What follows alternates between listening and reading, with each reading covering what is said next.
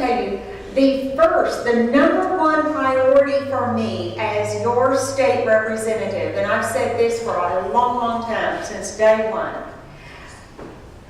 is the safety and security of you, the people in District 150, and the safety and security of the people of Texas.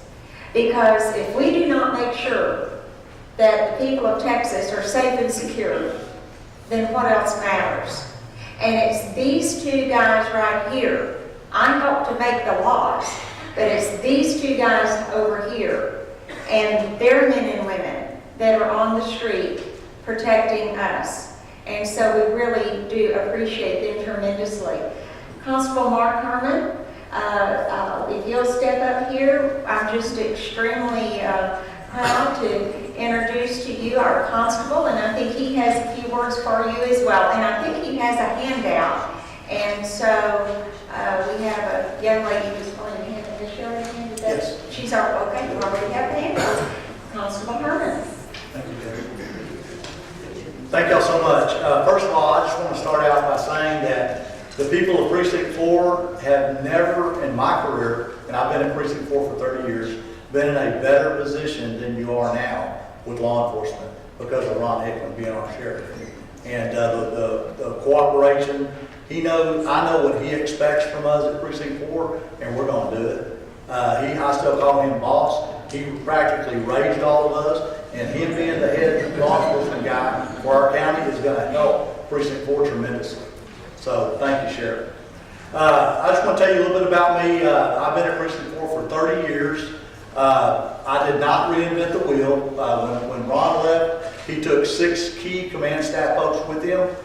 We have promoted from within our organization, and we have kind of put everything on track to meet the standards and safety and security of the folks in Precinct 4. We have done some things and changed a few things as far as public policy and stuff. We are now requiring our deputies to stay in their assigned area for at least 1 year. We're not letting them come to work and then transfer out in a few months. So we're trying to stabilize that. I would like to just say this on the part about the homeless deal that the sheriff spoke about. My philosophy is a little different. We implemented a new policy where we are no longer going to allow the homeless folks and people to stand in the roads and collect money. It's a public safety issue, it's a health issue, and we're going to be out getting them out of the roadways. We've had numerous complaints. I've had state reps call me, I've had different folks call me. 3 months ago down here at Cutton in 1960, and it was actually in the city of Houston on the other side of Cutton. We got some complaints where they literally pitched tents up and things of that nature. But we at Precinct 4 are going to continue to do what we do best, and that's serve you, take care of your law enforcement needs, and public safety and your trust is our #1 goal. As State Rep Debbie Little had said, I did pass out some stats. We kind of took District 150 and broke down all the calls for police service, which include Precinct 4 and also the Sheriff's Office. And if you've got those charts, I'm not going to go over it with you. You could look at it to see the magnitude of the criminal activity that's in District 150. We will never stop all your crime, but I'm going to tell you, between Precinct 4 and our other law enforcement partners, we do a very, very good job of controlling it. And just tonight we were on the news regarding a criminal activity ring that we busted up in North Harris County. I know on the chart deal it showed 400-something burglaries to vehicles. Well, I can tell you this past weekend we cleared over 100 of those burglary cases with the 13 we put in jail. And thank you.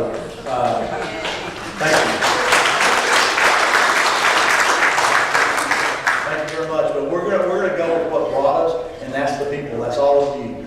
91% of my workforce is derived from subdivisions, HOAs, MUD districts that want extra security from Precinct 4. And we're here to serve you, and I will take any questions that you may have.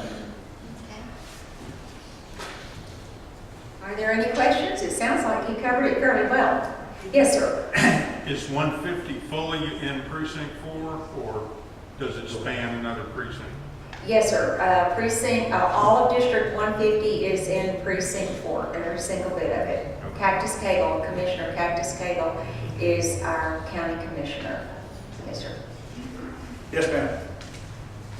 Yes, hi, I was wondering, amongst all the various levels of law enforcement that are here tonight and Representative Riddle, I would like to know, given that we've had some very interesting laws passed in this last session, we're all concerned when we're on the street, if we see a CHL holder open carrying, we all have a plan to determine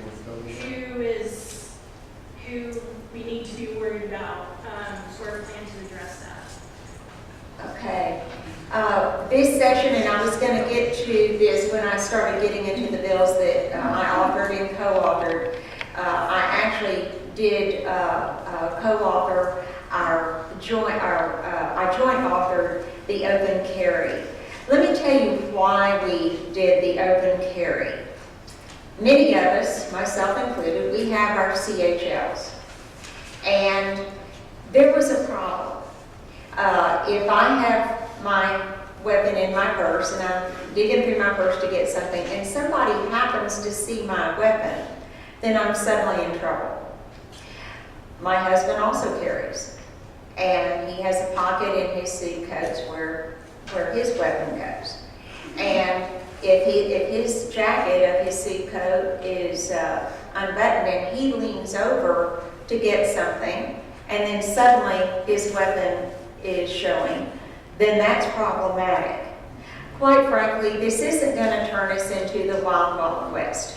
When we passed the CHL some years ago, and I'm not implying that you're concerned with that, but I have gotten questions regarding that in the past.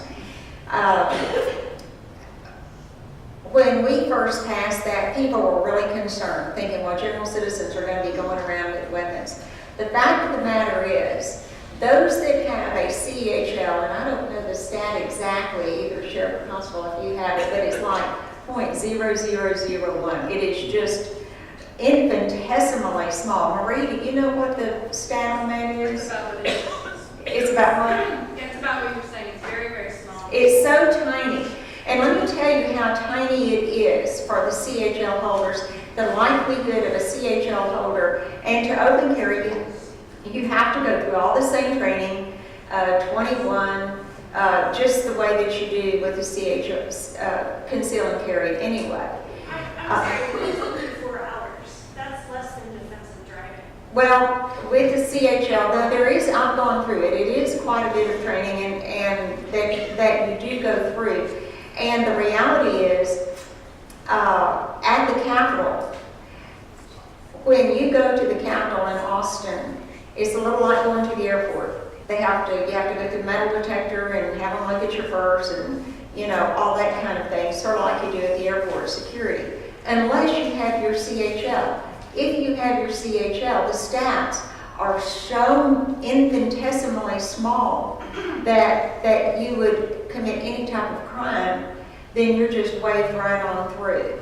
And so the open carry was primarily, maybe not exclusively, but in large part for those that were concerned about that it would be, in their jacket. Sheriff, do you have any, or Constable, do you have any comments on the open carry and any plans that you have? If you recall when concealed carry first came out, there was a hue and cry, oh, it's going to be terrible, people with guns. And it turned out that the people with guns turned out to be part of the solution, not part of the problem. We rarely, and I mean rarely, have had an issue with a concealed permit person. Now, all of us in law enforcement have to be concerned about people with guns at any time. And I had a couple of issues with the bills that passed, and I talked with several of our state reps about them, but it wasn't about the fact that it was open carry. It was more that we didn't require open carry to be in a locked holster, or that we require them to have weapons retention training. And most reasonable people are not going to give up the advantage of concealment. But the previous approach had a couple of fairly onerous requirements. One is if your coat came back and if somebody saw your weapon, it caused a problem. The other is if you didn't automatically identify that you were a CHL holder, then you could be jailed for it. So those issues are mitigated through this approach. And we have been training our officers not to overreact. I mean, so if somebody does, and I'm sure somebody's probably going to try, run around with a strapped down holster and got a hog leg hanging out there, but we don't want to make sure that our folks don't overreact. Like anything else, if you are concerned by their behavior, then certainly we encourage you to call. But the mere fact that they have a weapon shouldn't automatically encourage that. You see people run around with rifles and shotguns on their rack in the back of the truck, hadn't hurt a soul. So it's their behavior that we're concerned about. And then we'll see how this actually goes as the implementation begins. If it's problematic, we'll go back to the legislature and say, hey, we need to tweak this a little bit. But right now, law enforcement is gearing up to make sure that we can accommodate the change in the statute and make sure that our people are there to react to it and answer concerns that you may have about how they handle it. But honestly, I wouldn't want to give up the concealment on my part, but when I'm in uniform, I don't have that option. If I'm standing in a bank with my coat off and my gun out, and a guy comes in to rob the bank, who's the first guy he's going to shoot? The guy with the gun. So we're preparing for it. But are we overly concerned at this point? No, because the facts haven't yet proven that to be the case. Well, and I think because time, I want to be respectful of time, so I'd rather us not get into debate with this. But we do respect, the concerns that, let me share with you. I strongly believe that the only way that you can stop a bad guy with a gun is with a good guy with a gun. I think having signs in front of our schools that say gun-free zone, how many of you would put one of those in front of your house? I don't think very many would want, this is a gun-free zone in front of your house. I would prefer a sign in front of our schools where my grandchildren go saying our students and our teachers are protected by well-armed individuals with plenty of ammo.